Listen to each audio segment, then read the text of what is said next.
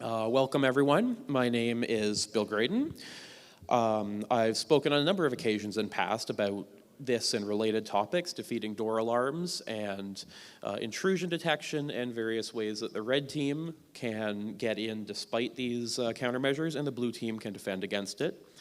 And so I work for GGR Security, where we go in and perform red team attacks and then consult on those remediations. So this is going to be a bit of a lightning talk. This is content that I could take a full day to go over. You might have seen Eric's Bypass 101 talk earlier this con. And so it's also one that we're putting on as part of the Physical Security Village. And after this talk, I encourage you to check it out in the villages right next door, where you can go and try a lot of the defeats and vulnerabilities that we're going to talk about today. So if you saw Eric's talk, and if not, you can look it up online after, it talks about how to get a door open without lockpicking. So reaching around, hitting the handle from the other side, a bunch of other really clever techniques that will work there. There's a bunch of other ways to get doors open, so you can pick the lock, of course, and you can force the door. None of those are what this presentation is about. This presentation is about, well, what can we do to defeat or to mitigate that as a defender? Well, we detect, and then how can we evade those detections, right? So no door is invulnerable. Any door can be breached with sufficient force, skill, time, money, and motivation. And that time and force aspects are particularly important, right? So something like a Halligan bar is a known science in firefighting and explosive breaching and stuff like that. So with enough force, you can get through any door. And so now it's not a matter of how do we harden against it, how do we get better locks, whatever. It's a matter of, okay, if someone's going to get in, how do we detect that and respond? Right? And so, for instance, the US military recognizes as well. So in UFC 426.1, they identify different levels of protection, and the main metric for those levels of protection is not, is it going to keep you out, but how long is it going to keep you out? So low level of protection, at least 1 minute of delay. Very high is 30 minutes of delay, right? So the Army's standard for a very high level of protection will only keep out a determined attacker for half an hour. But you know what? If you're the Army, half an hour is plenty of time to get some response force there to deal with it. So with that in mind, let's think about sort of the situation without detection is a locked vault in the woods. And it's an analogy I like to use because it's like, you got a vault, very difficult to get into, but there's still a way to force your way in or pick the lock or bypass or do something. And if it's in the woods, there's no one there to hear it, no one there to stop you. You will get into that locked vault in the woods.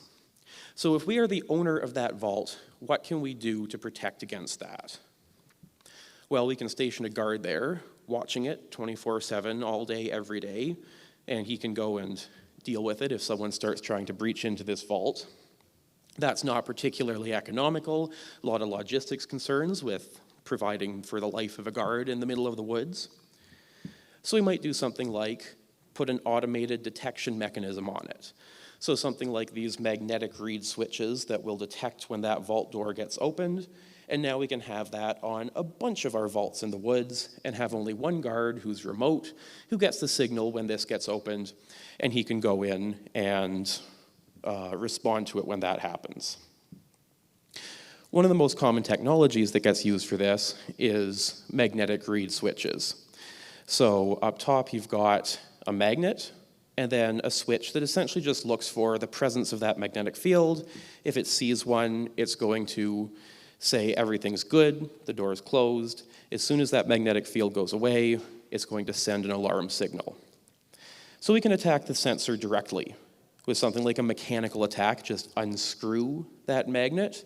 We can open the door, hold the magnet in place, and the sensor's none the wiser. Or use a surrogate magnet. So our own magnet, we put that in, we can open the door, and that's now none the wiser.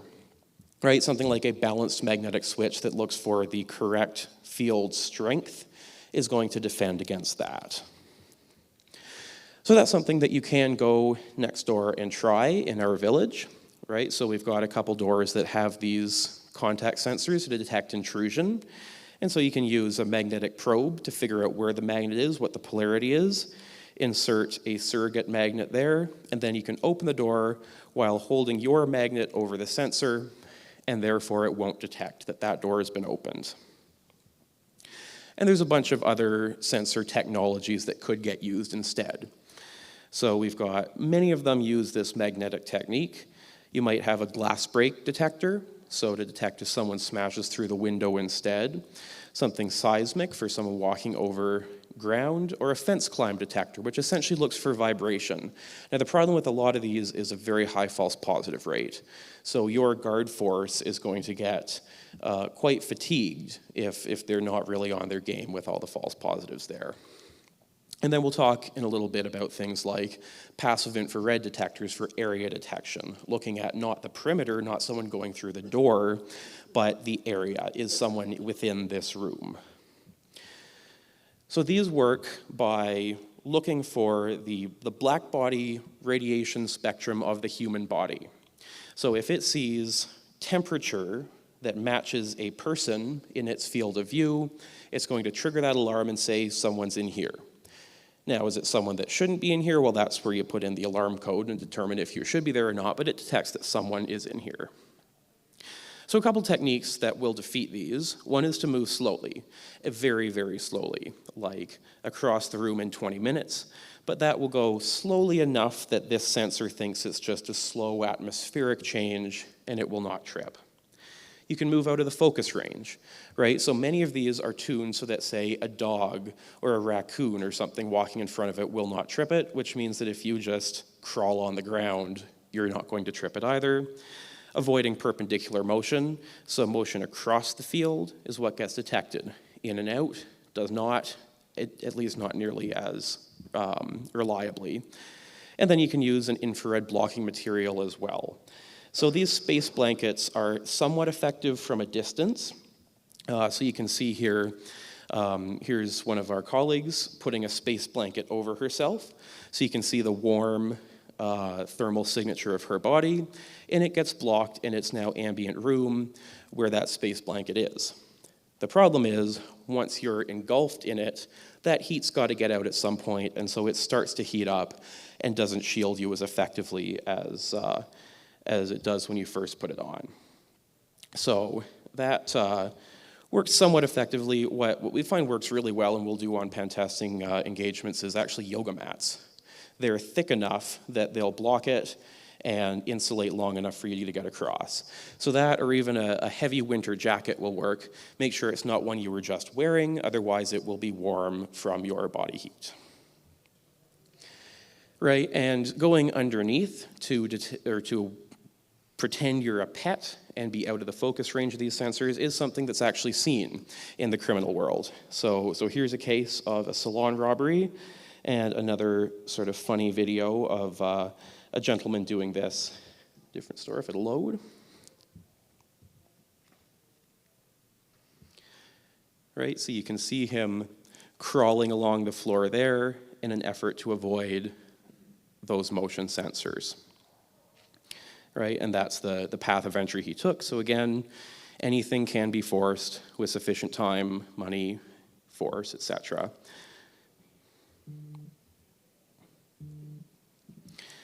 So these sensors are also vulnerable if you can get behind them and insert an IR blocking material right in front of the sensor's field of view.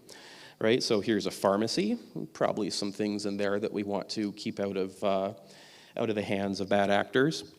And it's got these passive infrared detectors, but they are around the perimeter. The perimeter is a public area, and so anyone can come in behind that and stick an IR blocking material there, and that's going to defeat that. And so when you're laying these out from the defense side, you want to think about that possibility, right? So in this case, you look at this and say, hey, the room's mostly protected, but these are located such that you can reach from the door, from the entrance, behind, and take out 2 of the 3 of them. And motion around this room is largely towards and away from it, not perpendicular, which is what it's sensitive to. Right, so a better layout might be going at the corners. There's no way to get to that sensor until you've thoroughly gone within its field of view, and most motion within the room will be perpendicular to it. glass break detectors as well. You want to make sure that you have the right detector technologies for all ways through an opening. So you might put glass breaks on your windows, but if those windows can be opened and you don't have contact sensors, that's not going to be effective. So we've talked a little bit about defeating the sensor technology and the sensor itself, but let's start looking upstream a little bit. So we've got this wire coming out of the sensor. What can we do if we can access that wire, but maybe not defeat the sensor itself? This wire then feeds into the alarm controller, and the terminology used is zones. So there's a zone for each sensor or set of sensors, and these sensors essentially operate as switches. So they're going to be either closed, connected, or open, disconnected. When it's a closed, or what's called normally closed, so in the normal non-alarm situation, the circuit is connected. You might wire multiple up in series, and then if any of those disconnect, that's going to disconnect the entire circuit, and that zone has now tripped, and you know that there's some sort of intrusion in that zone. Normally open is the opposite, so it will connect when there's an alarm, when there's an intrusion, and in that case, you wire up in parallel. So if we can access these wires, you can start to see what we can do. If it's a normally closed sensor, the switch is closed, there's no alarm, the switch is open, there's an alarm, I can jumper across those two wires and just short them out. And now I'm free to open that door or trip that motion sensor, whatever, and the controller sees the same thing as if I hadn't, there's no alarm. For normally open, it's the opposite. So I need to keep that circuit open, I can just cut the line. And now the circuit stays open, regardless of what the sensor does, the controller has no idea. So some defenses that can be used, it's vulnerable to just have switch open, switch closed. It's a little bit better to use resistors.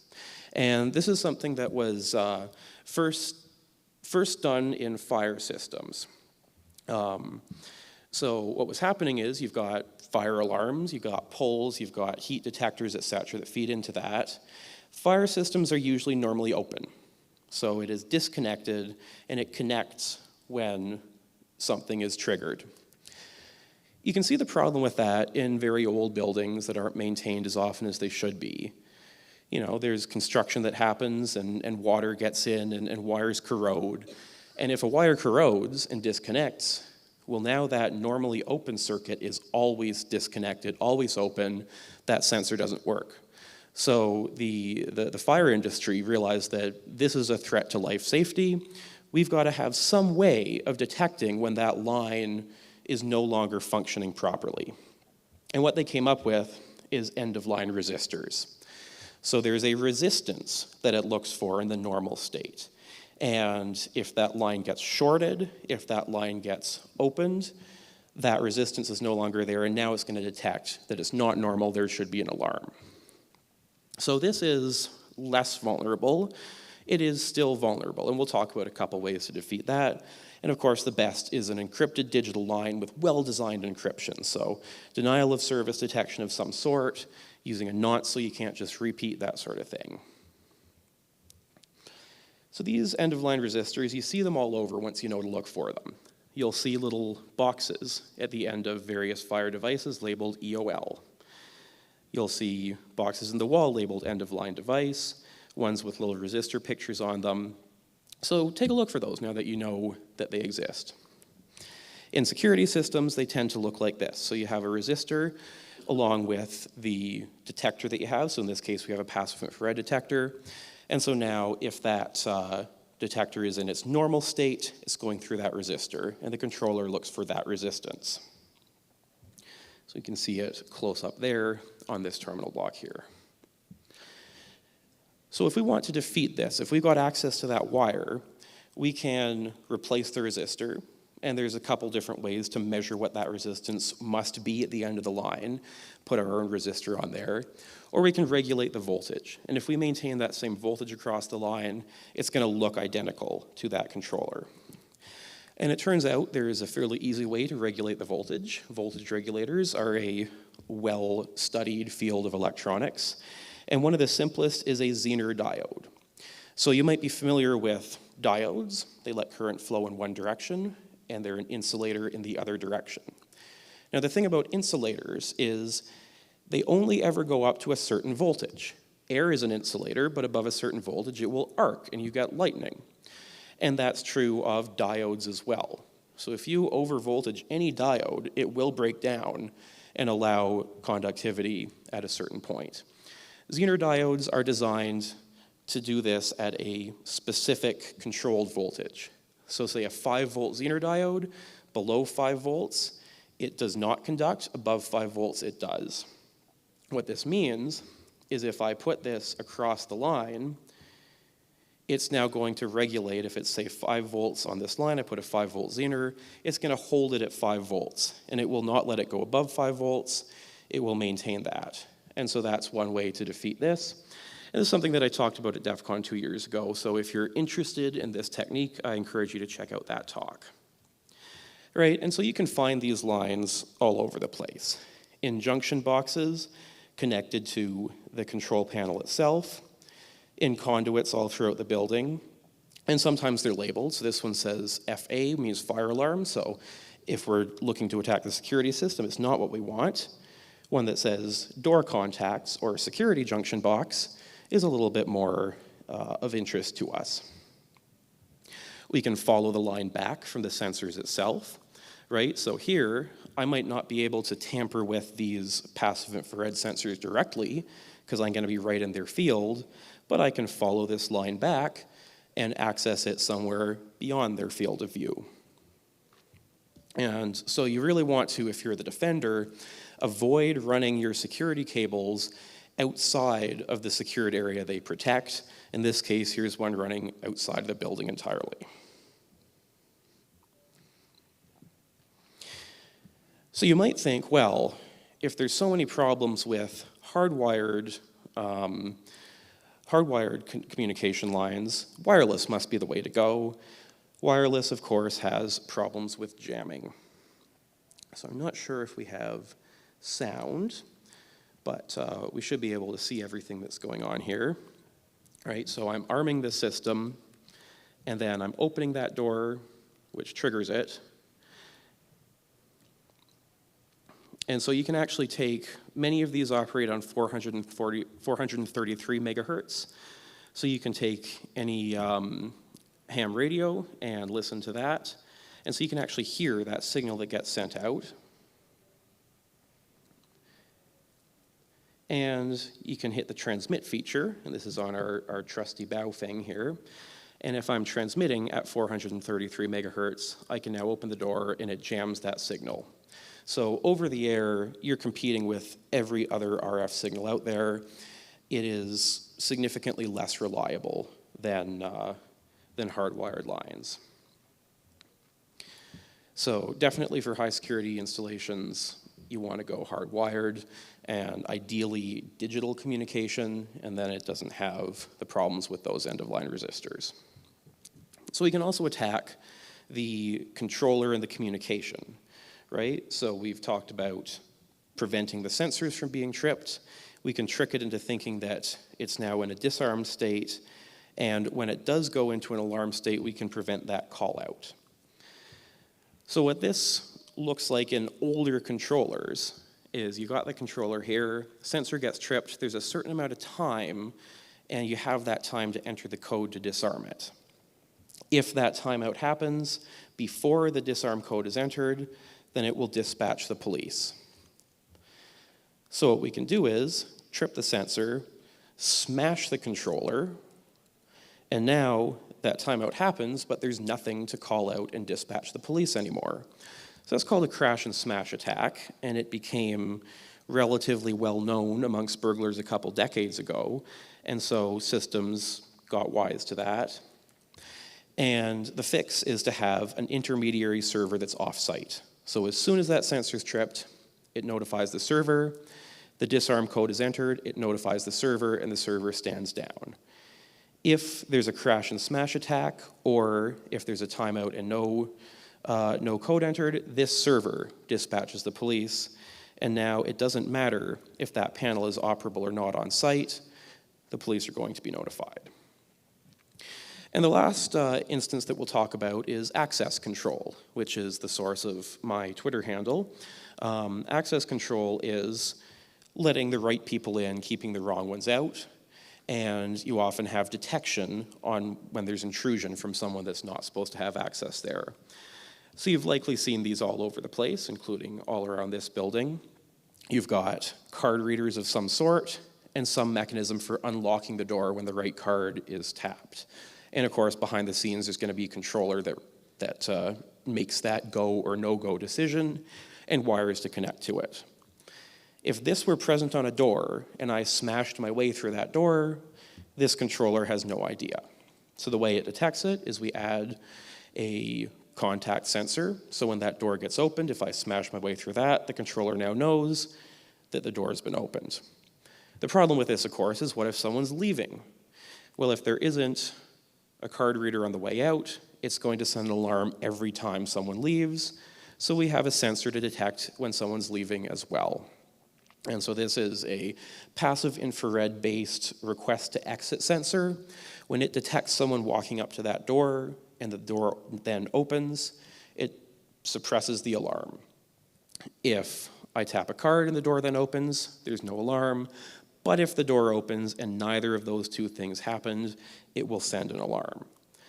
The consequence of this relatively complicated system is I can attack just about anything on it, right? So if I can attack this sensor here, the contact sensor, or the wires leading to it, it will not know the door opens. And I can do the same on the request to exit sensor, make it think someone's exiting, and then I can freely open the door and it will not detect. And there's also, of course, a line out from the controller. So if I can block that call out, notifying of an alarm, and a line in. So if I can attack that line in and make the controller think, hey, we're supposed to be unlocked right now, it's public hours. Public hours are Friday night at 2 a.m., yeah. And so now that lets me in and suppresses the alarm as well. So there's a couple different types of sensors that get used here. Magnetic is almost universal at this point. You'll see some mechanical ones in very old installations as well, and some hinges that detect the position of that door.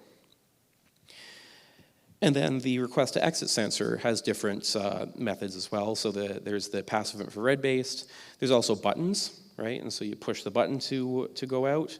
Or ones that detect the position of the egress hardware itself, which means that if I bypass that door and say to press the lever on the inside, that will not only unlock the door, but it will also suppress the alarm for my unauthorized entry. So for the passive infrared sensor, you've probably seen this before, is if you can spray an upside down can of canned air in through that door, it will trip that sensor and make it think someone's leaving, because that's a change in temperature, and that's all these look for is a change in temperature. If you have a button and you can stick some sort of tool in and hit that button from the unlocked side, that's going to trip that as well and make it think someone's leaving and suppress that alarm. And so this is something you can also try out in the village. So there's a couple other pieces that could be added to these access control systems. Something like a key switch to let a guard come in and flip the switch to say the building's now open, the building's now closed.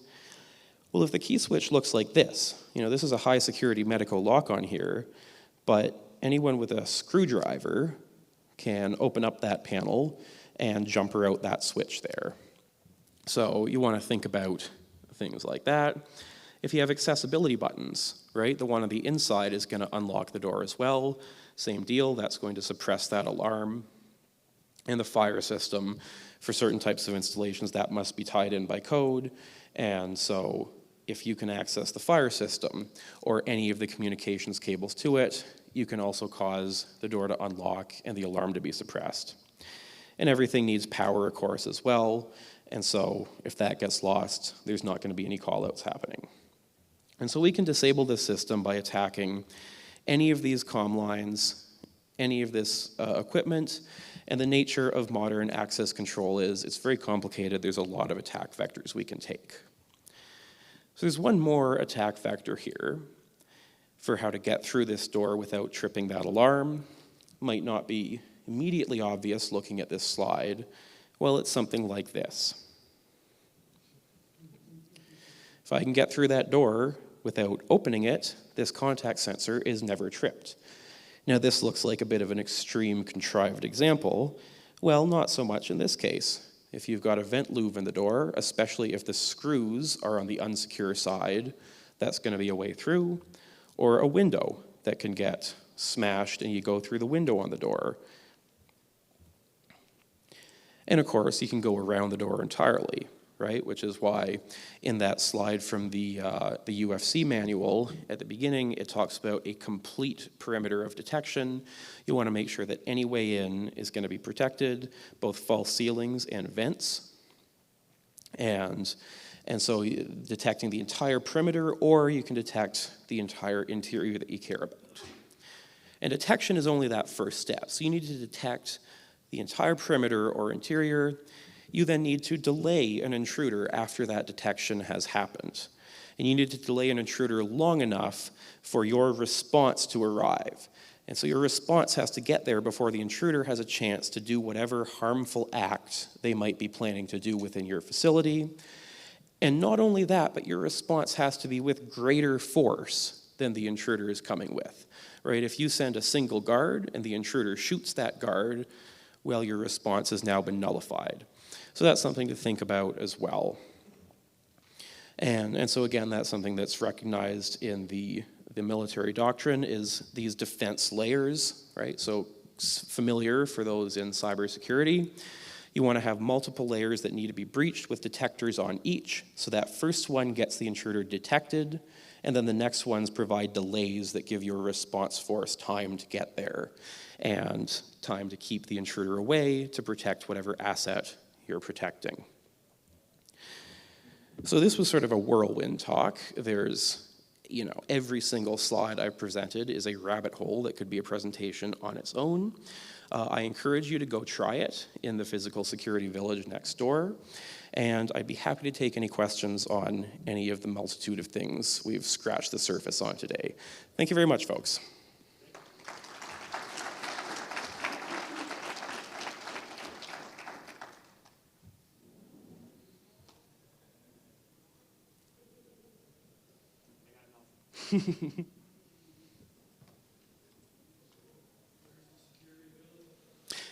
Yeah, so the question was, where is the security village? It is right next door in the, don't remember the room number, but in the villages area on your program, right next door there, and you can go try that out.